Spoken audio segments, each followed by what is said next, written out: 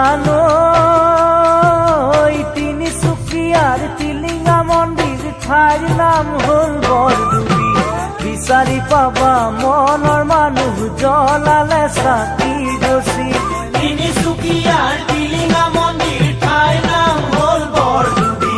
বিচাৰি পাবা মনৰ মানুহ জ্বলালে চাকি গছি। জানো দূৰ দূৰণিৰ ডেকা জীয়ৰী আহেনো যোৰা পাতি। পুৱা গধূলি টিলিঙা বান্ধে হ'বলে